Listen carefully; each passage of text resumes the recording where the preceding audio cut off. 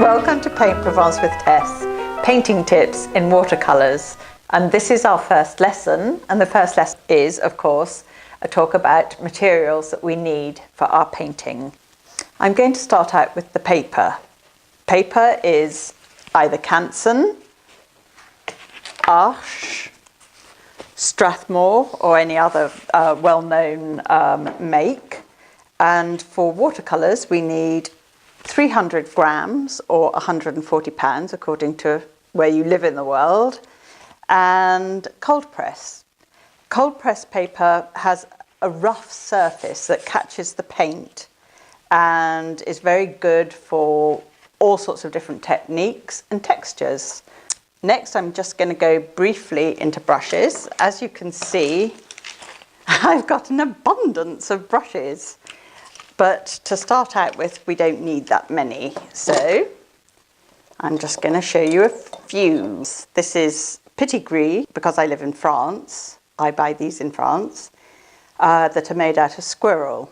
The Da Vinci is the make. Size 6, size 4 and size 2. With the Petit Gris, I find them much easier to use. Then we have the flat brush. These are synthetic. This one's size 20 and this one's size 12. Very useful for detail, very useful for broad, flat strokes, very useful for dry brush use. Really good. I will show you techniques later on with those.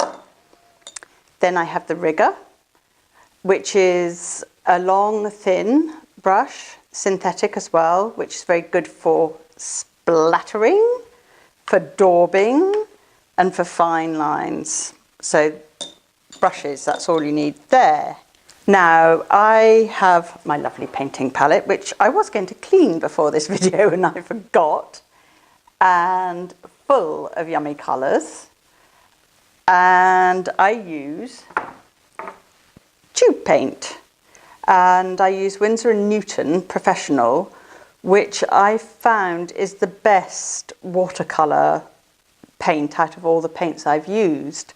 You can get Schmink, which is also very good. You can have Old Holland, which is also very good. Quite a lot of the others have got sort of, I don't know, too much gum in and come out all gummy and oily, and I don't know, I don't like using them.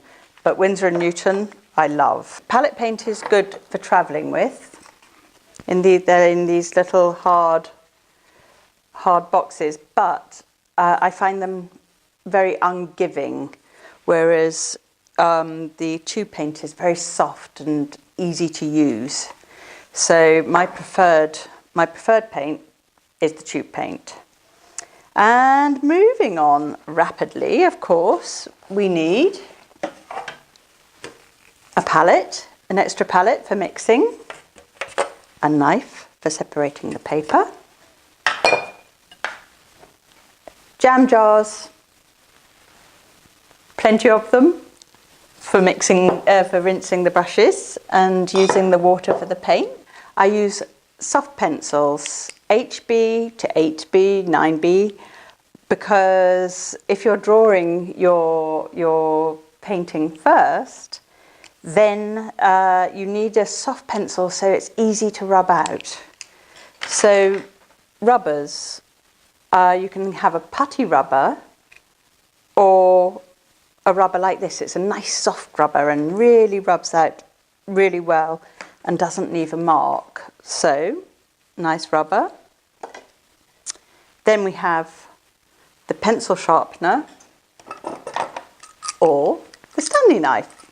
I use a Stanley knife to sharpen my pencils because that's what I was taught at art school many years ago. So it's what I do, and I can get a really beautiful point, but no reason not to use a sharpener. So I take both on my trip. Then there's the tape for taping your painting to your board.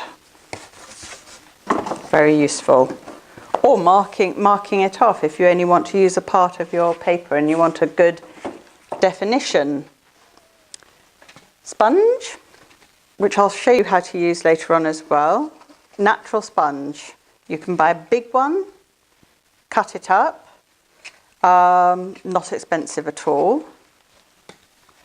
Kitchen paper I use. You can use cotton rag and then you can rewash it if you're environmentally friendly. Maybe I'm not that environmentally friendly because I love using kitchen paper. And what else have we got here? I think I've gone through just about everything except for the masking fluid, which I'll show you much later on in my painting tips.